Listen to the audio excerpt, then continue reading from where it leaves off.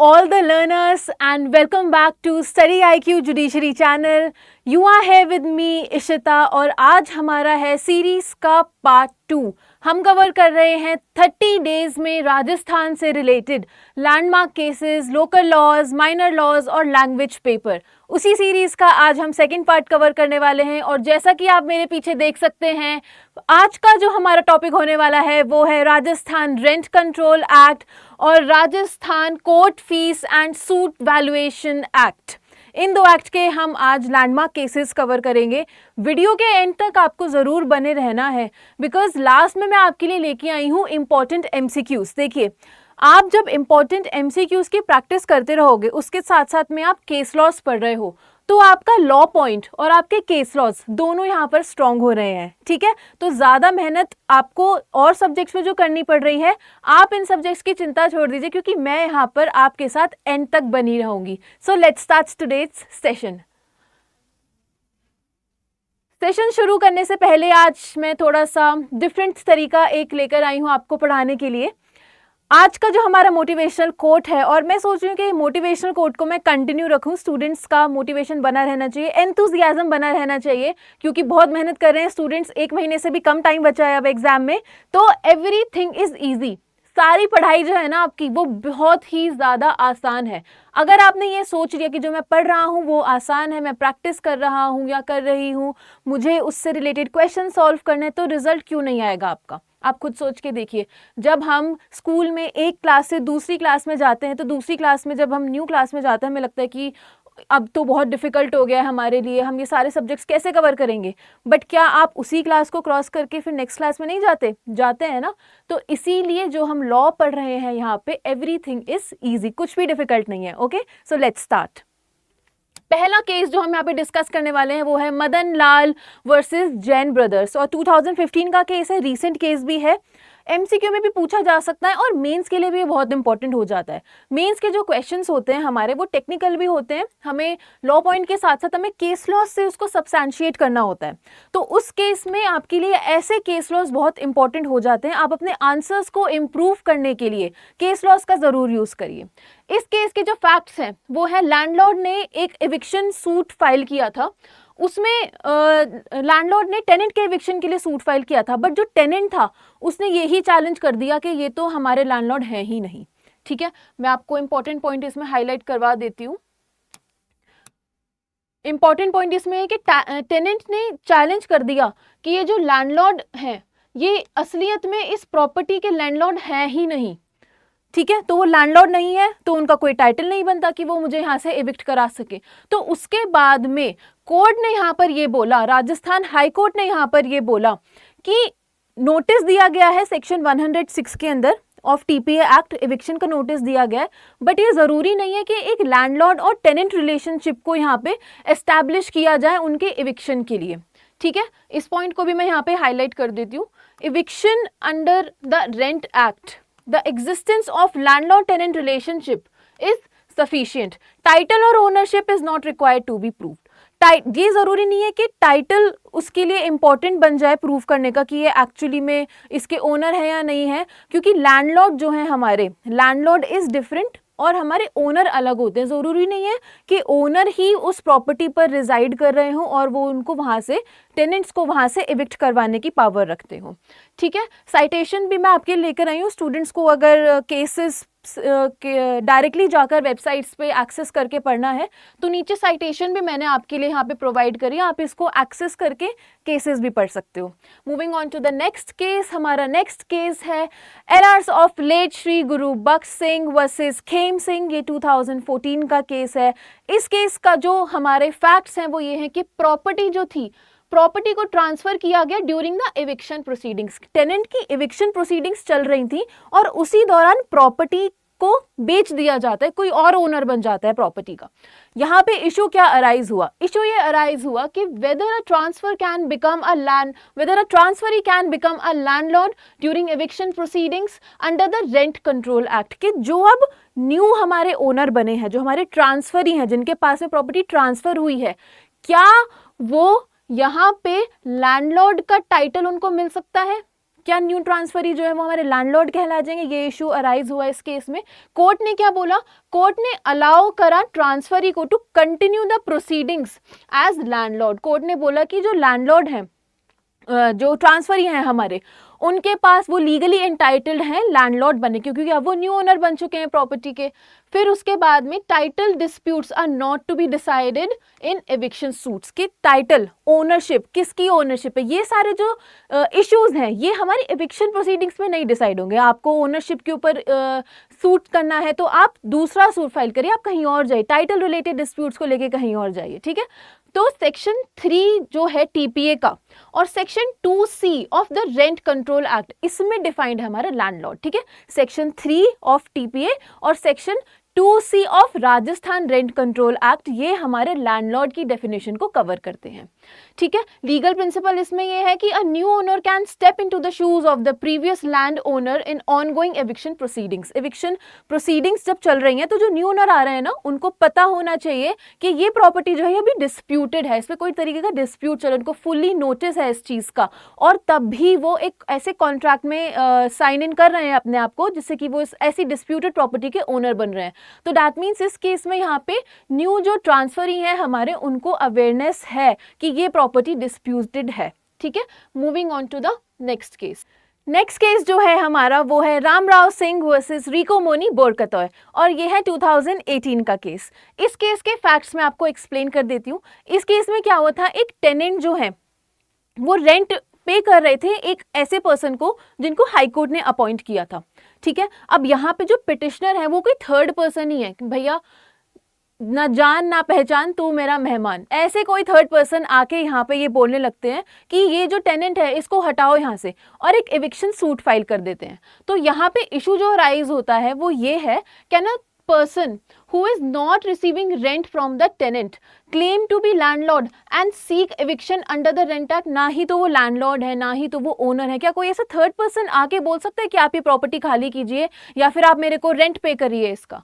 तो यहाँ पे कोर्ट ने क्या बोला, कोर्ट ने कहा कि जो पिटिशनर है, पिटिशनर के पास में कोई भी लोकस स्टैंडर्ड नहीं है, पिटिशनर के पास में कोई भी एक लीगल पॉइंट नहीं है जिसपे वो ये इशू अराइज कर सकते हैं, और लैंडलॉर्ड और टेनेंट रिलेशनशिप यहाँ पे प्रूव ही नहीं हुई थी। लैंडलॉर्ड टेनेंट रिलेशनशिप जब प्रूव नहीं हुई है तो एविक्शन सूट को डिसमिस कर दिया गया। इंपॉर्टेंट पॉइंट यहाँ पर आपको जो याद रखना है वो ये है कि सेक्शन नंबर 9 जो है हमारा रेंट एक्ट का, वो हमारे एविक्शन के ग्राउंड्स के बारे में बात करता है कि किसको के टेनेंट्स को इविक्ट कब किया जा सकता है, grounds of eviction of tenants. तो सेक्शन 9 भी मैंने आपके लिए यहाँ पे मेंशन किया है। जो भी इंपॉर्टेंट बातें हम यहाँ पर कर रहे हैं ना, सेक्शन से रिलेटेड या फिर हम इंपॉर्टेंट लॉ पॉइंट से रिलेटेड, किसी और एक्ट से रिलेटेड, उन सबको मैं यहाँ पे आपके लिए हाईलाइट किया है, जिससे कि जब आप ये पीपीटी पढ़ रहे होंगे तो इमीडिएटली आप सेक्शंस को एक्सेस कर सकते हो, ठीक है। बिकॉज आई नो कि एग्जाम टाइम है, बहुत क्रूशल टाइम है, स्टूडेंट्स को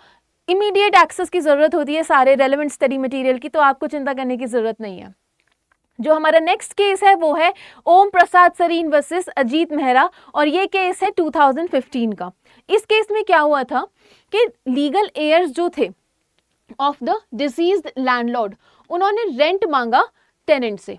लैंडलॉर्ड जो थे उनकी डेथ हो गई थी, और जो उनके लीगल एयर्स थे, उनके बच्चे हो गए, उनके फैमिली मेंबर्स हो गए, उन्होंने रेंट मांगा टेनेंट से कि अब आप हमें रेंट पे करेंगे।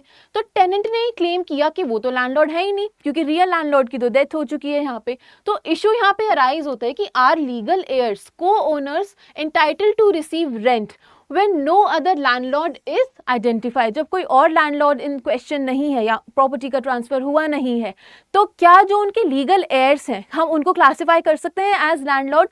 तो कोर्ट ने यहाँ पर ये बोला कि legal heirs were entitled, very important point, legal heirs were entitled to receive the rent and tenant couldn't show any other landlord। Tenant भी किसी और लैंडलॉर्ड को प्रूव नहीं कर पाए, तो इस केस में जो उनके लीगल एयर्स थे उनको लीगली उस प्रॉपर्टी का रेंट रिसीव होगा, ठीक है। लीगल प्रिंसिपल यहाँ पे ये हेल्ड हुआ था, और इसका जो और वाइडर स्कोप है वो section 2C of the rent act जो है वो वहाँ पर आपको मेंशन है। Moving on to the next case.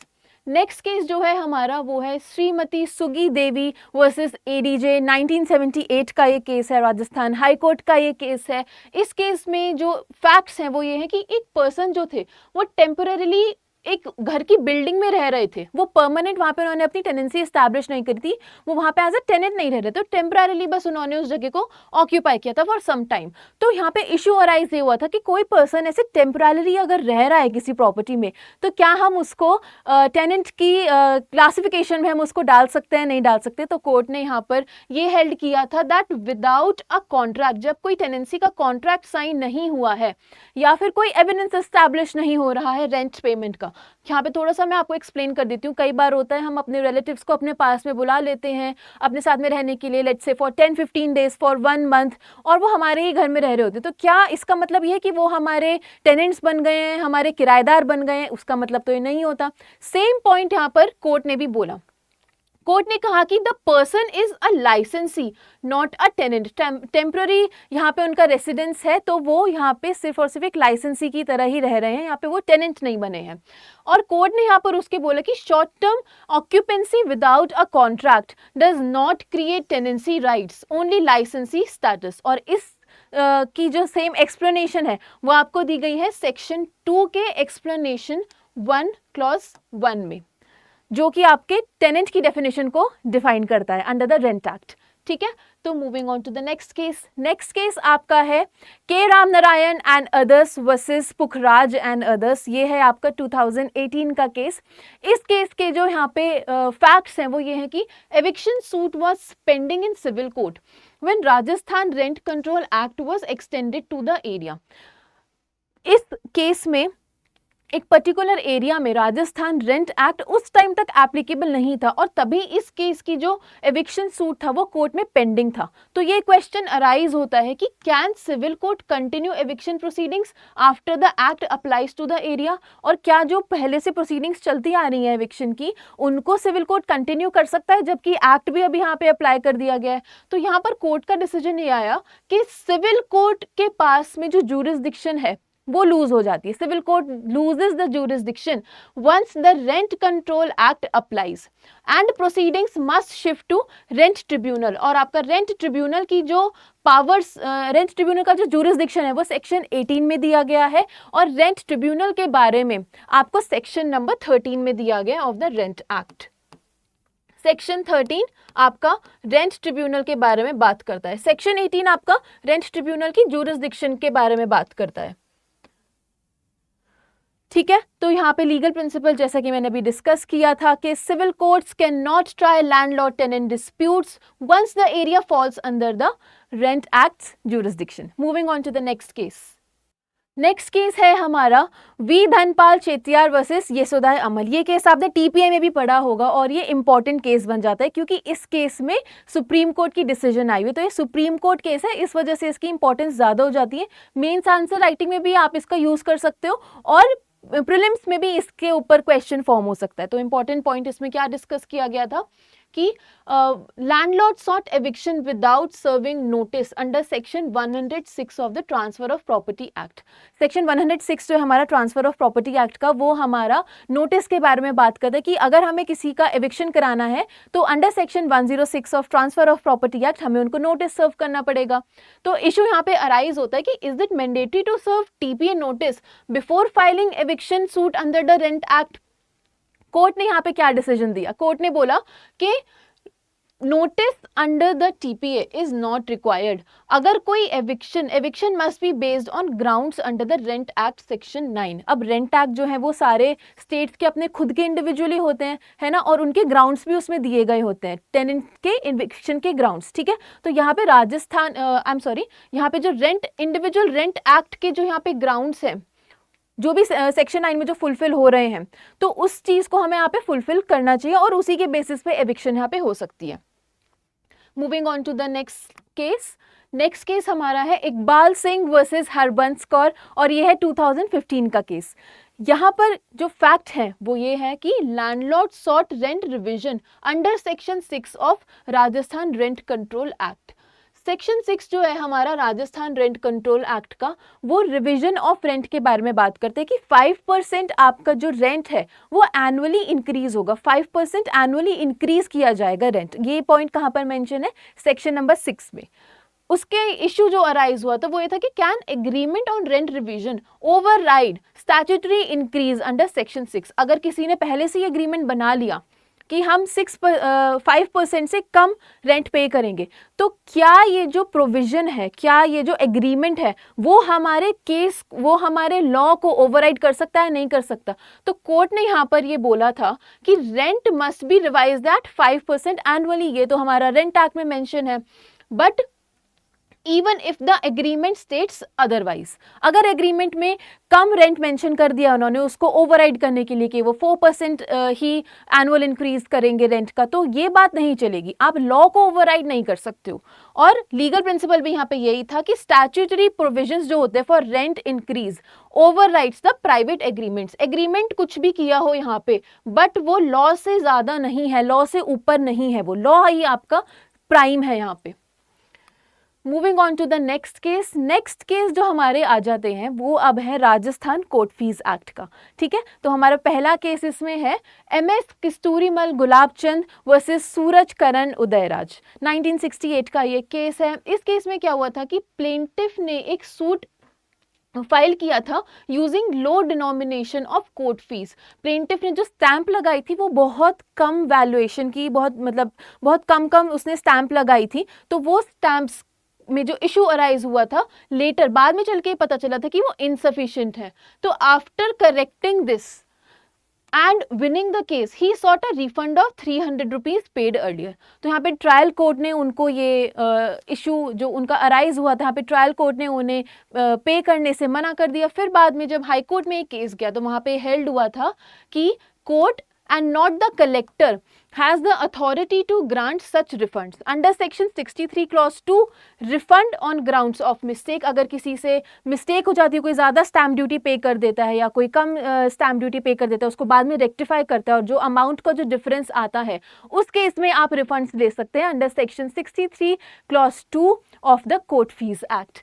तो and an affidavit was not necessary when the mistake was evident। ठीक है, moving on to the next case. यहाँ पे आप नीचे देख सकते हो, मैंने यहाँ पे लीगल प्रिंसिपल भी इसका पॉइंट आउट कर दिया है। नेक्स्ट केस जो है आपका वो है Pushpa Devi versus Motilal and others, Rajasthan high court का ये केस है। और यहाँ पे केस बात करते हैं कि the plaintiff valued a declaratory suit related to inheritance at a nominal amount. उन्होंने कम अमाउंट पे वो सूट की वैल्यूएशन कर दी and paid minimal court fees।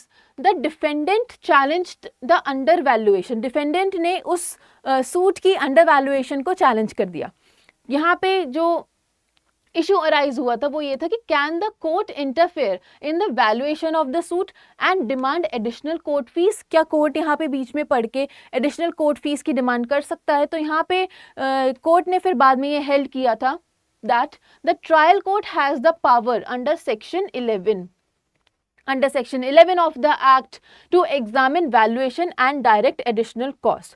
और सेक्शन 11 जो है हमारा of Rajasthan court fees act वो हमारा डिसीजन एज टू प्रॉपर फी के बारे में बात करता है यहाँ पे।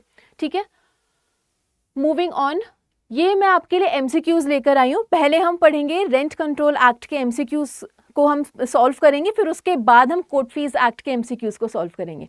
पहला क्वेश्चन आपके सामने है कि प्रेमाइसेस क्या है, प्रेमाइसेस की डेफिनेशन कहाँ पे दी गई है?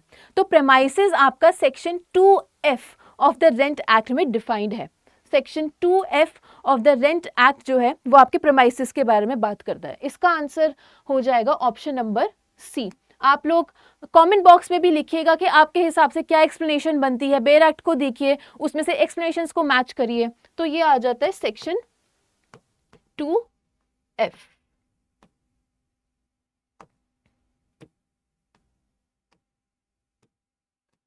Okay, moving on to question number 2। Question number 2 है आपका landlord may let out the premises for residential purposes for a period limited up to option number 1 period not exceeding 1 year, option number 2 period not exceeding 3 year, option number 3 period not exceeding 5 year और option number D period not exceeding 11 months। तो इस केस में जो आपका answer हो जाता है वो है आपका ऑप्शन नंबर बी, जो कि बात करता है पीरियड नॉट एक्सीडिंग 3 ईयर।